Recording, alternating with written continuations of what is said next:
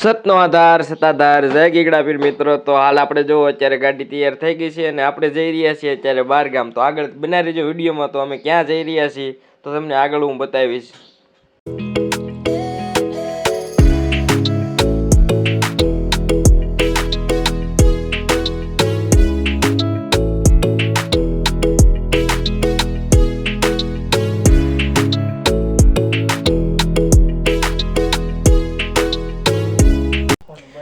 તો હાલ આપણે જો મિત્રો અત્યારે આણંદ પહોંચી ગયા છીએ ને। આણંદ આપણે જેટલા પણ સેવકો છે તેમના ઘરે અત્યારે બાપુની આપણે પધરામણી થઈ છે અને હાલ આપણે જે કામ માટે આવ્યા છીએ આણંદ તો તે પણ હું તમને બતાવીશ।